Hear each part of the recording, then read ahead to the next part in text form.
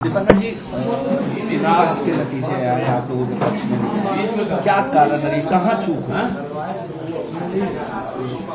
नहीं, अभी तो जो रिजल्ट आया है ये न सिर्फ हमारे उम्मीद के विपरीत है, ये काफी हद तक समझ से परे भी है और इसलिए हमने कहा कि ये अननेचुरल एक चुनावी परिणाम सामने आया जिसके बारे में बहुत गहराई से समीक्षा करनी जरूरी है। 3 चीजें चुनाव से पहले या चुनाव के दौर में बिहार में हुई है जो देश के लिए अनोखा प्रयोग है। एक एसआईआर, एक इतने बड़े पैमाने पर कैश ट्रांसफर और तीसरा बीच चुनाव में अदानी के साथ पीर 35 जैसा इतना बड़ा कॉर्पोरेट डील। और ये तीनों का जाहिर सी बात है कि चुनाव पर असर रहा होगा और ये बिहार के लिए भी, बिल्कुल बिहार क्या पूरे देश के लिए नई बात है और इसीलिए हम लोग इस पर भी सोच रहे हैं कि एसआईआर, तो उसके बारे में हम लोगों ने सुप्रीम कोर्ट में भी कहा था कि एसआईआर जो है भारत के जो चुनावी लोकतंत्र है, जो संविधान है, उसकी भावना के खिलाफ है, तो उस पर बात होनी चाहिए। दूसरा, ये जो इतने बड़े पैमाने पर ठीक चुनाव से पहले कैश ट्रांसफर हो रहा है, चुनाव के बीच में भी हो रहा है, इस पर रोक लगनी चाहिए।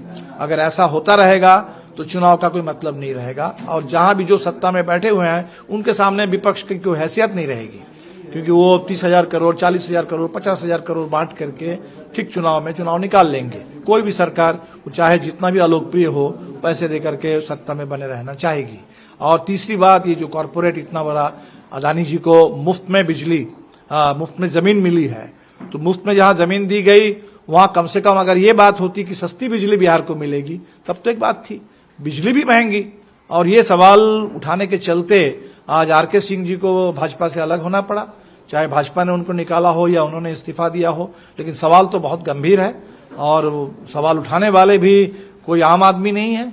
ऊर्जा मंत्री रह चुके हैं, भाजपा की चीजों को, सरकार को, मोदी सरकार को, आज के दौर के कॉर्पोरेट डील्स को बढ़िया से समझने वाले एक सांसद, एक मंत्री जब बोल रहे हैं तब तो बड़ी बात है। तो इन सवालों को लेकर हम लोग आगे देखेंगे।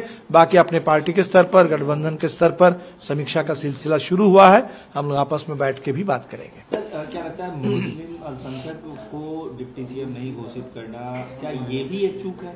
आपको ये सब इस तरह के छोटी छोटी बहुत गलतियां हैं और इसके चलते आपने देखा होगा एमआईएम को, लेकिन इसके चलते मुस्लिम ने तो बीजेपी को नहीं वोट कर दिया होगा।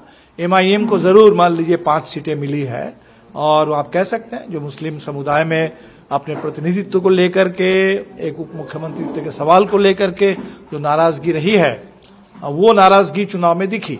लेकिन विडंबना हम ये कहेंगे कि इसके चलते एनडीए की सरकार बन गई और एनडीए का मतलब है बीजेपी के 101 में तो एक भी मुस्लिम उम्मीदवार नहीं थे।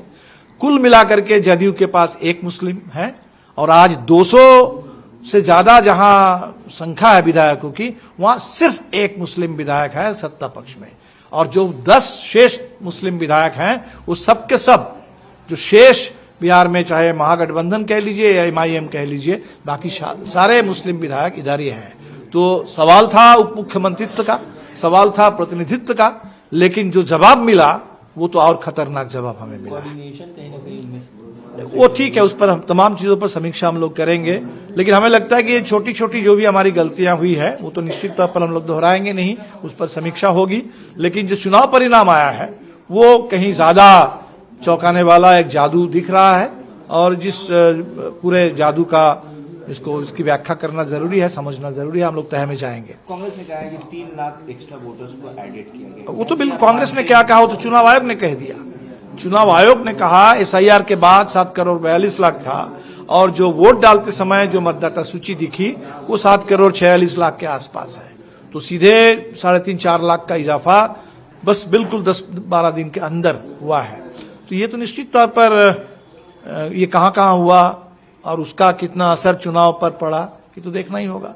एक इतने बड़े पैमाने पर मतदाता के नाम काटे गए और पिछले चुनाव में जो हम लोग जिस फासले से हारे थे चुनाव, तो बहुत जगह तो उससे ज्यादा लोगों के नाम काट गए। इसलिए ये सब बात तो है, उसकी भी समीक्षा करेंगे।